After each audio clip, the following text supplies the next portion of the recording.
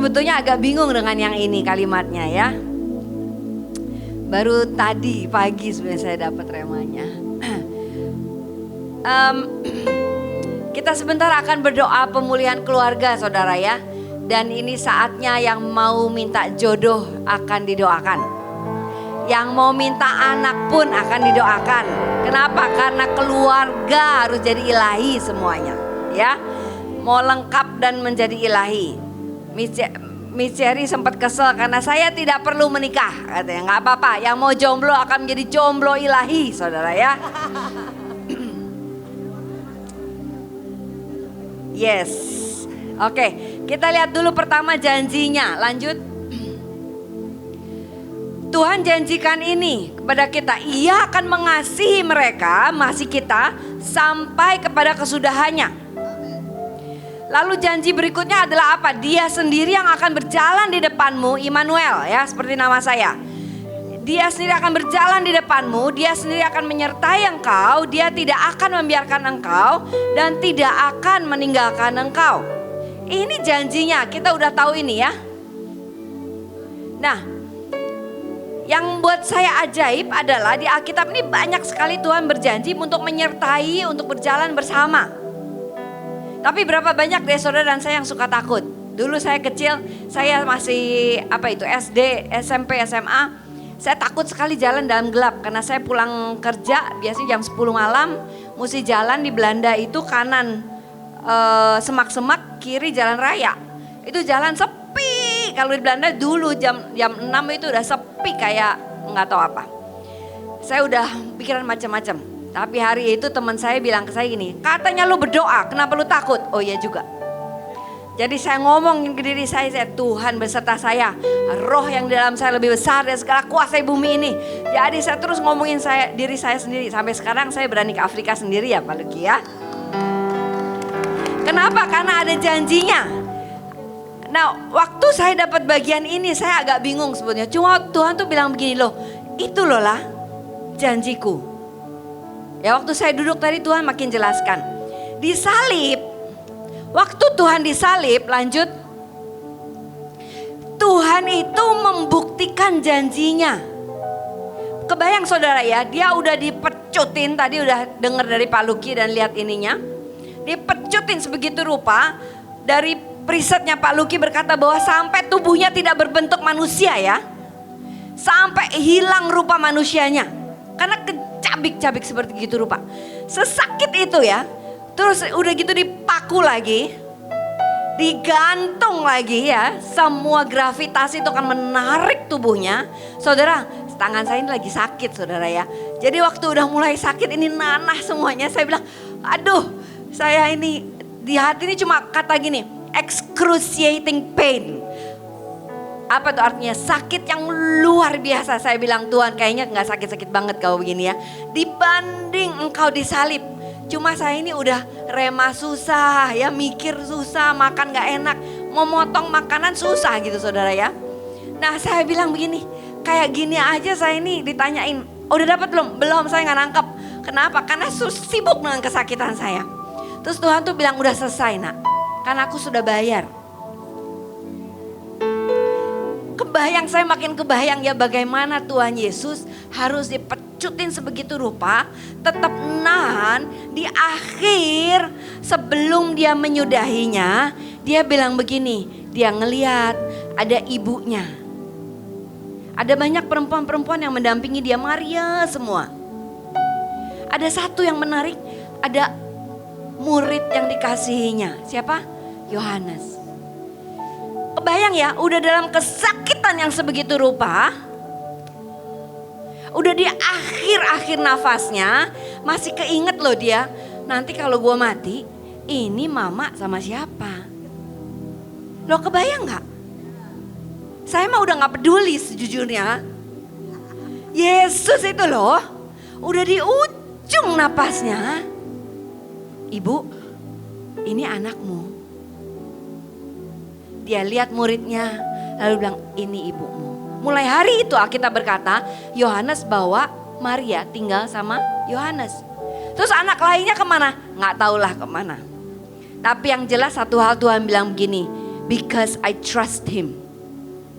Kenapa Yesus harus serahkan Maria kepada Yohanes?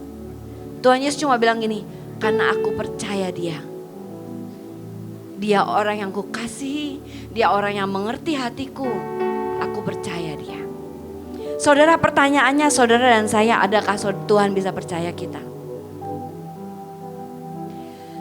Waktu saya doa, Tuhan ini mau bicara apa? Tuhan itu cuma ingatkan begini, Tuhan harus melewati semuanya dan harus di titik akhir menyerahkan Maria kepada Yohanes. Kenapa? Setelah itu ayatnya berkata gini, lanjut. Sesudah itu karena Yesus tahu bahwa segala sesuatu telah selesai. Semuanya baru setelah selesai setelah dia menyambungkan antara Yohanes dengan Maria yang dia cintai. Kembali lagi, tujuan utama Tuhan Yesus datang ke muka bumi dan bahkan harus mati di kayu salib adalah untuk menghubungkan kita. Menghubungkan kita kembali kepada Bapa di tempat pertama. Dia harus mati sebegitu rupa supaya kita kembali terhubung dengan Bapa. Tadi udah banyak dibahas, saya nggak bahas lagi. Tapi Tuhan gak berhenti di situ. Tujuan dia bukan cuma menyambungkan saudara dengan Tuhan, tapi supaya kita sama-sama tersambung. Di dalam Tuhan kita tersambung. Itu tujuan Tuhan berkata, ibu ini anakmu.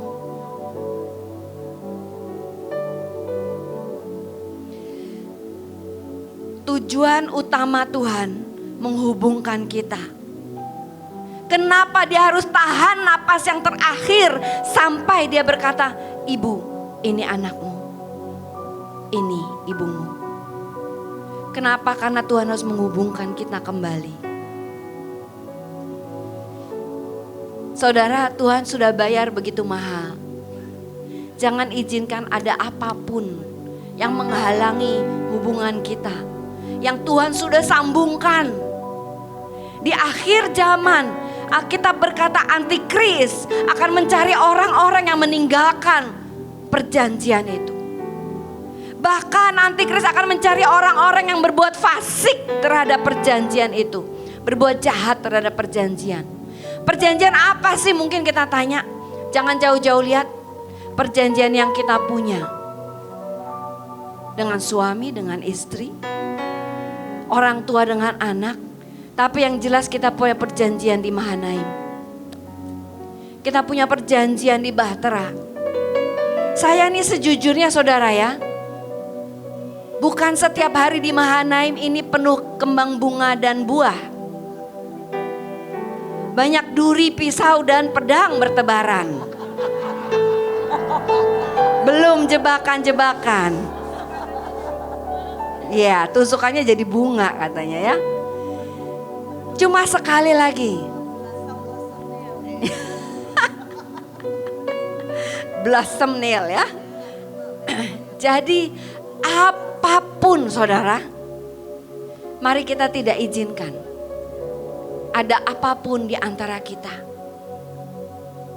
Saya ini bukan orang paling baik dan penuh damai saudara ya. Boleh tanya sama suami saya ya. Saya cuma nanya baik-baik, dia sudah merasa terserang.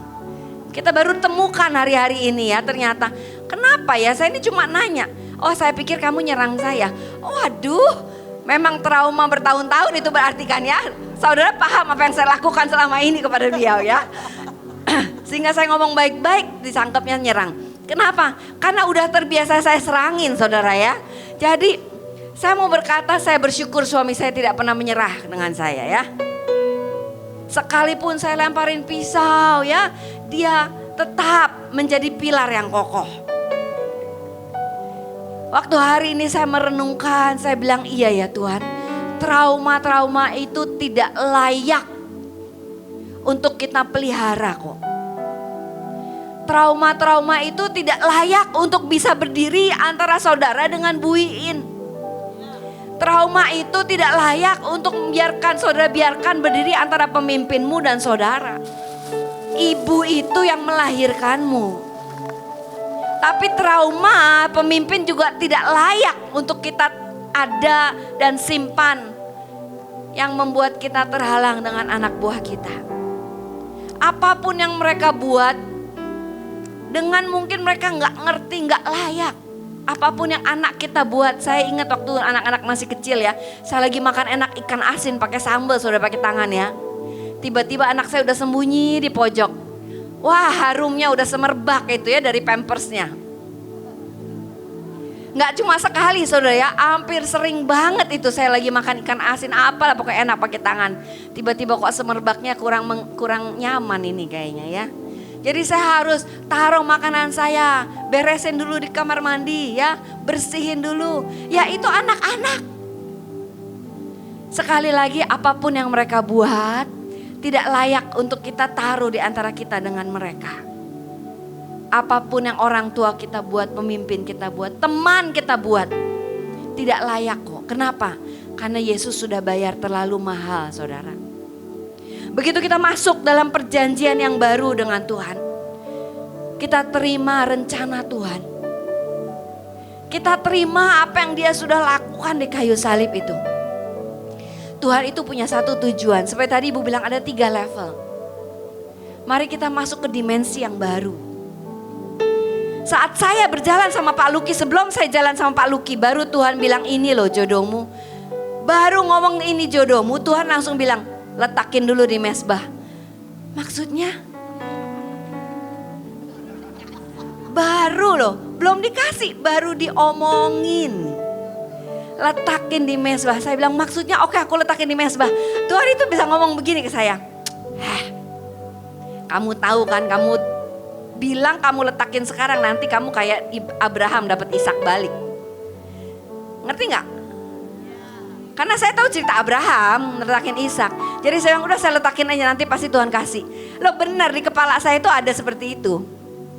Tuhan ketawain saya bilang enggak, ya udah. Akhirnya saya nangis, saya bilang udah, Tuhan terserah lu mau ngasih apa enggak, pokoknya kalau dia pun jadi suami saya, dia milikmu. Sampai saya ngomong begitu, yang menikah seperti tidak menikah, dia milikmu. Sudah selesai. Baru Tuhan buka jalan, ya. Jadi saya bilang begini, iya dari awal pernikahan kami sampai sekarang, dia mau sibuk apa pokoknya, dia mau dekat sama Bu In enggak apa-apa, pokoknya dia milik Tuhan. Ya, karena apa? Saya kasih rahasianya karena apa? Setiap kali dia semakin dekat sama Tuhan, dia makin baik, saudara. Dia semakin mengerti saya dan bisa mengampuni saya. Jadi nggak apa-apa, deket-deket aja. Nanti kalau dia udah jarak jauh sama Bu In, saya laporin Bu In, Bu, ini kayaknya suami saya udah begini. Nah ya, ditarik lagi sama Bu In. Enak, saudara ya. Jadi saya terima hasil akhir udah baik ya. Jadi kalau kita disatukan dan kita mengerti visi Tuhan, kita mengerti bahwa Tuhan yang menyambungkan, maka yang ilahi terjadi, saudara ya.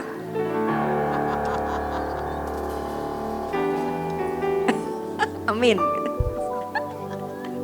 Ya, lanjut. Oh ya udah. Sebab siapapun yang melakukan kehendak Bapakku di surga, dialah saudaraku laki-laki, dialah saudaraku perempuan, dialah ibuku. Nah ini loh saudara ya, waktu saya Tuhan tunjukin Pak Luki, bukan tes saya. Saya gak suka model begini. Saudara tahu, baru pendekatan, mama saya ulang tahun, saya bilang kamu mau ikut gak? Mamiku ulang tahun, enggak, saya mau di kamar. Oke. Saya ini orang sanguin saudara ya, keluarga saya ini orang sanguin, banyak sanguinnya, rame. Jadi maunya ketemu, begitu dia enggak, saya mau di kamar. Oke. Baiklah. Saya lagi ketakutan sama tikus. Tengah malam tuh ya, ada tikus di kamar saya. Ya ampun, kamar kos cuma berapa 3 kali 4. Ada tikus. Saya nggak bisa tidur, saya panggil Luk, mau nggak bantuin? Ngapain? Tangkap tikus. Alah besok aja. Jadi kalau secara tes daging saya tidak akan pilih beliau saudara ya, sejujurnya. Tapi satu hal, itu dulu ya, dulu perjanjian lama. Tapi satu hal, Saya tahu dia ini adalah pria yang melakukan kehendak Bapa. Begitu dia jereng musiknya, hadirat Tuhan langsung Tuhan datang. Jadi masa pacaran kami ini masa pacaran sama Tuhan sebetulnya saudara ya. Kalau saya lagi nggak ngerti dia kenapa, tiba-tiba Tuhan bicara lewat ayat. Oh gitu, oke. Nanti kalau dia lagi nggak ngerti saya, tiba-tiba dia, aku tahu Tuhan bilang begini. Nyambung saudara. Ya jadi hubungan kami ini hubungan segitiga sebetulnya. Ada Tuhan memang di antara kami gitu ya. Segini. Diawali dengan segitiga kan ya Bu ya. Jadi karena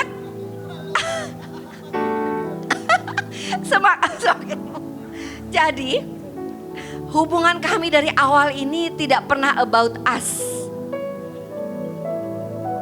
Tapi memang dari awal Tuhan bilang aku display kamu.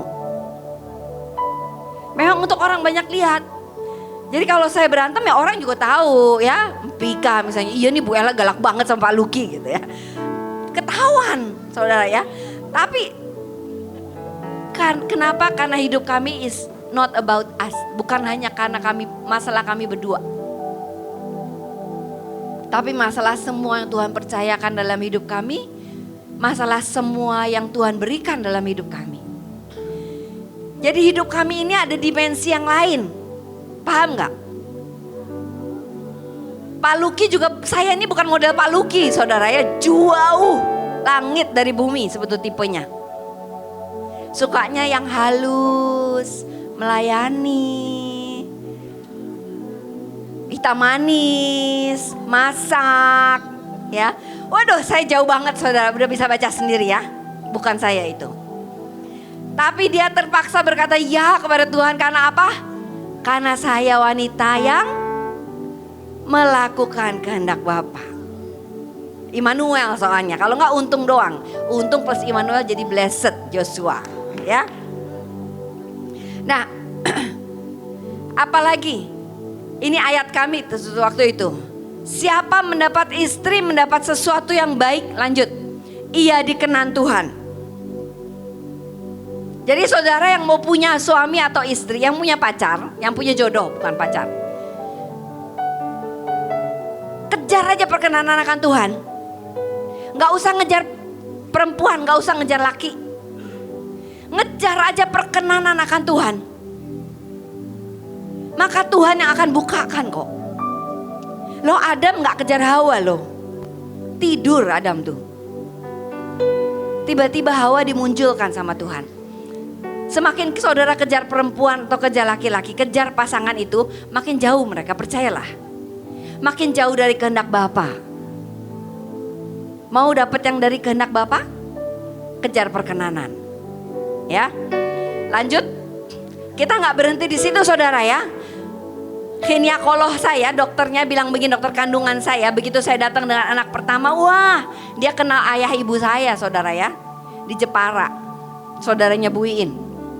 Anak kedua datang, wah selamat ya Ella, kamu mau kayak mami? Enggak, kenapa? Mami saya 9 anak saudara ya, hampir 9 tahun punya anak 1 ya. Saya bilang enggak dok, 2 aja cukup. 2, saya steril ya. Gak boleh, kamu terlalu muda. Selang 3 tahun kemudian saya datang lagi hamil Joshua. Ella, katanya gitu ya. Kamu beneran ini impartasi mamimu kuat sekali katanya ya. Mau anak berapa? Cukup 3 dok. Sekarang saya boleh steril nggak? Boleh ya. Saya tanya sama Tuhan boleh nggak? Dan puji Tuhan, Tuhan setuju ya. Nah artinya apa? Setelah kami disatukan, Tuhan tidak berhenti di situ. Walaupun Tuhan masih mau kasih kami sebetulnya 4 anak kalau di mimpi itu. Tapi saya minta ampun sama Tuhan, Tuhan 3 aja saya udah pusing. Karena saya ini bukan penggemar anak saudara sejujurnya ya. Kebayang saya tuh baru 2 anak dan Joel lahir. Saya baru bebas bekerja dan melayani. Tiba-tiba saya hamil lagi. Saya nangis lagi sama Tuhan. Aduh hamil lagi gitu. Tapi Tuhan bilang ini bintangku nak. Ini anak penghiburan. Jadi kamu terima nggak? Oh ya, oke, siap. Setelah 3 bulan baru saya bilang siap, saudara ya. Sejujurnya. Tapi saya nggak nyesel bahwa saya menerima 3 anak yang ganteng super. Menurut saya mereka ilahi loh. Ya pinter, mereka takut Tuhan ya. Mereka ajaib lah pokoknya. Jomblo not available. Hanya wanita yang melakukan kehendak Bapa yang boleh. Yang pas. Oke. Mazmur 22 ayat 30-31. Kalau kita masuk dalam satu penyatuan yang ilahi, kita lihat hasilnya ya. Maka anak-anak yang Tuhan berikan, anak cucu, akan beribadah kepadanya dan akan menceritakan tentang Tuhan kepada angkatan yang akan datang. Artinya tidak akan henti-hentinya. Mereka menceritakan tentang Tuhan. Artinya apa? Mereka akan mengalami Tuhan. Mereka akan memberitakan keadilannya kepada bangsa yang dilahirkan nanti. Wow, bukan hanya untuk keluarga sendiri loh mereka akan sibuk. Tapi mereka akan bekerja untuk bangsa-bangsa, untuk Tuhan. Mereka akan memberitakan keadilan Tuhan di bangsa-bangsa. Sebab ia telah melakukannya. Saudara, ada yang dahsyat pada saat kita masuk dalam hubungan. Bukan cuma suami istri, saudara ya. Saat Pak Luki masuk Mahanaim, saat semua masuk Mahanaim, semua masuk dalam hubungan yang ilahi, maka kita akan melahirkan yang ilahi, saudara ya.